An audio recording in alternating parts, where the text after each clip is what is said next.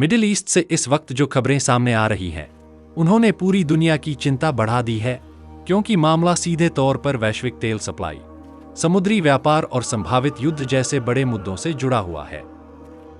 दुनिया के सबसे अहम समुद्री रास्तों में से एक स्ट्रेट ऑफ हॉर्मज़ एक बार फिर चर्चा में है,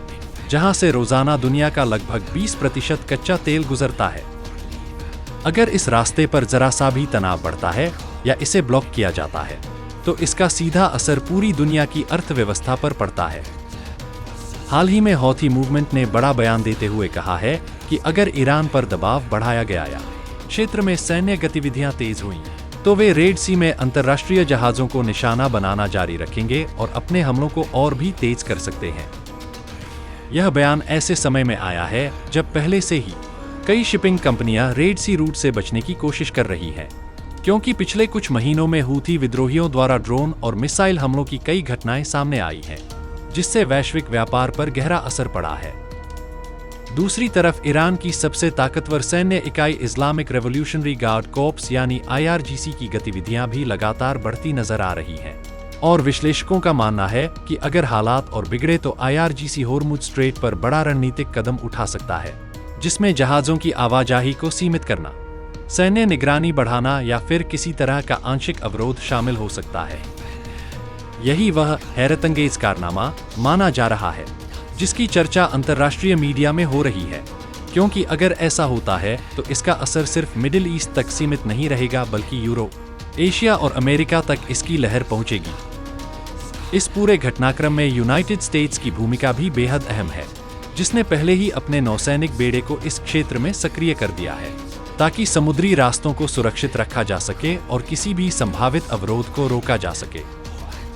अमेरिकी रणनीति साफ है कि वह किसी भी कीमत पर वैश्विक तेल सप्लाई को बाधित नहीं होने देना चाहता, लेकिन इससे क्षेत्र में सैन्य टकराव का खतरा भी बढ़ गया है। अब सवाल उठता है कि क्या यह स्थिति युद्ध की ओर बढ़ रही है या कूटनीति से इसका समाधान निकल सकता है। इसी बीच ईरान और अमेरिका के बीच बातचीत का पहला दौर हाल ही में हुआ, जिसे काफी सावधानी और सतर्कता के साथ आगे बढ़ाया गया, लेकिन दोनों पक्षों के बीच भरोसे की कमी साफ नजर आई। अब दूसरे दौर की बातचीत को लेकर अटकलें तेज हैं, और माना जा रहा है कि आने वाले कुछ हफ्तों में यह बातचीत फिर से शुरू हो सकती है। हालांकि इसके सफल होने को लेकर अभी भी संदेह बना हुआ है। अगर हम इस पूरे घटनाक्रम का व्यापक असर देखें, तो सबसे पहला झटका तेल की कीमतों पर पड़ता है,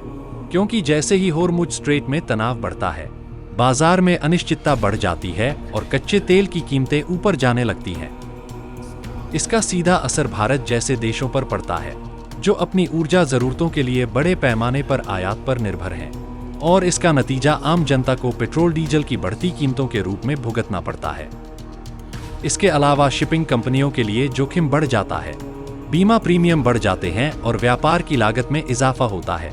जिससे महंगाई पर और दबाव बनता है।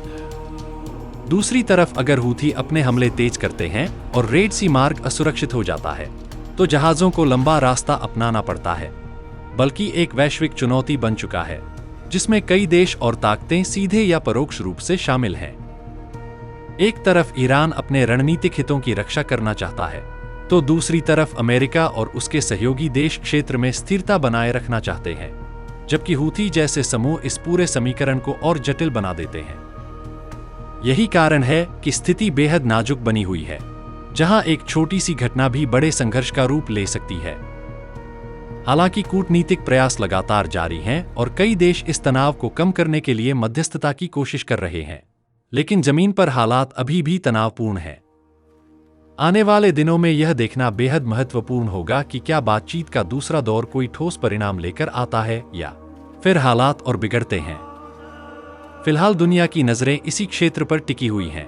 क्योंकि यहां होने वाली हर हलचल का असर सीधे तौर पर वैश्विक अर्थव्यवस्था, ऊर्जा बाजार और अंतर्राष्ट्रीय राजनीति पर पड़ता है। और यही वजह है कि होर्मुज संकट को इस समय दुनिया के सबसे बड़े और संवेदनशील मुद्दों में से एक माना जा रहा है।